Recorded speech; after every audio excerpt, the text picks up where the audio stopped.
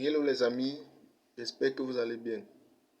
Aujourd'hui, on va faire la quatrième partie sur l'arbitrage travail-loisir du consommateur. Plus précisément, sur le calcul de l'équilibre du consommateur par la méthode de Lagrange. On considère un consommateur dont le temps total disponible est noté H. Ce temps peut être alloué soit au travail, soit au loisir. T et L0 désignent respectivement le temps consacré au travail et celui consacré au loisir. Chaque unité de temps alloué au travail est rémunérée au salaire nominal W. En plus de son revenu salarial, le consommateur bénéficie d'un revenu exogène RE. Les préférences du consommateur peuvent être représentées par la fonction d'utilité suivante. U de C L0 égale à C puissance 1 demi fois L0 puissance 1 quart. Question. Déterminer l'équilibre de ces consommateurs.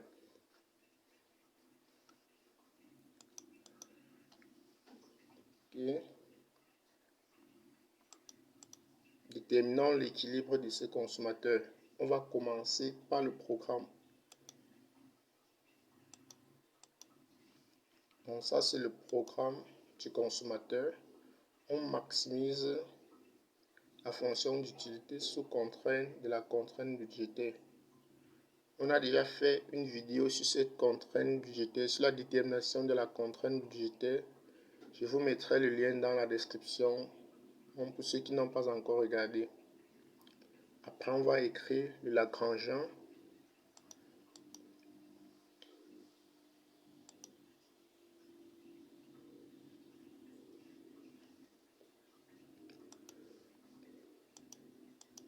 Ça, c'est le Lagrangean. L de C, L0, lambda égale à C puissance 1 demi fois L0 puissance 1 quart. Donc ça, c'est la fonction d'utilité. Plus lambda fois la contrainte budgétaire. Condition du premier ordre. Les dérivées partielles doivent être nulles.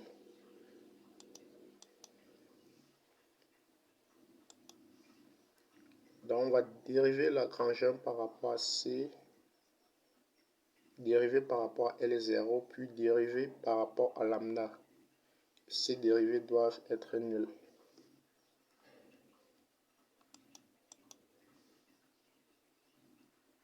Ok. On dérive par rapport à ça, on obtient ceci. On aura 1 demi fois C puissance 1 demi moins 1 qui nous donne moins 1 demi fois L0 puissance 1 quart moins lambda P. Là, on fait entrer lambda puis on dérive. Si on fait le même travail, on aura 1 quart fois C puissance 1 demi fois L puissance 1 quart moins 1 qui nous donne 3 moins 3 sur 4 moins lambda W. Là, on dérive maintenant par rapport à lambda. Cette partie va s'annuler. On aura juste la partie ici. La contrainte budgétaire égale à 0. Là, on peut faire traverser les lambda vers la droite. Faisant ça, on obtient ceci. On va faire le rapport. On va diviser la deuxième équation par la première. Les faisant, on obtient ceci. La lambda se simplifie.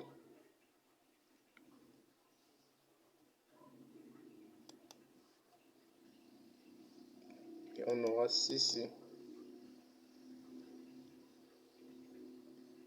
Donc C va monter et L0 va descendre. On aura W sur P égale à 1 demi fois C sur L0. produit des extrêmes, produit des moyens. On obtient ceci et on isole C.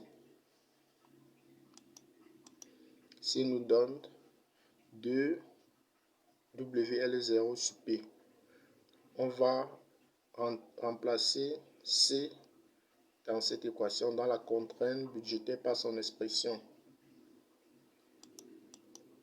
On obtient ceci. Là, on remarque que les P vont se simplifier. On aura W H plus L R égale à 3 WL0.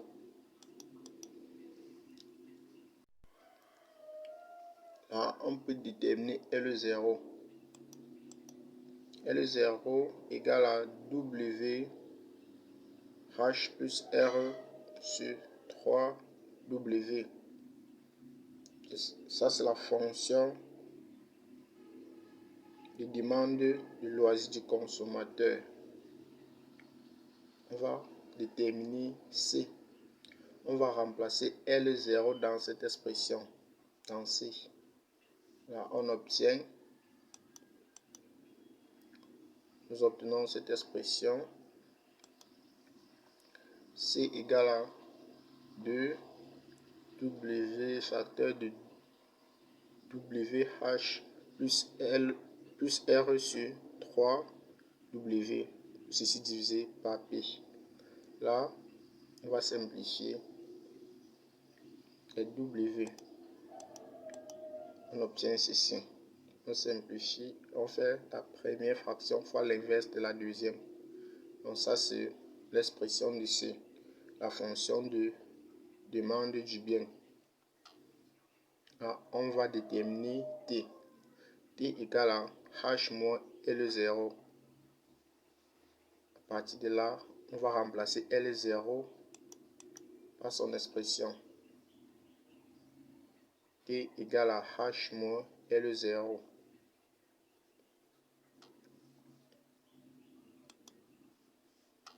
En développant, on obtient ceci. H fois 3W moins 1 fois WH plus R. Ceci divisé par 3W. On obtient 2W H moins R sur 3W. Voici la solution pour notre exercice. On constate que L0 est en fonction de W, R et P.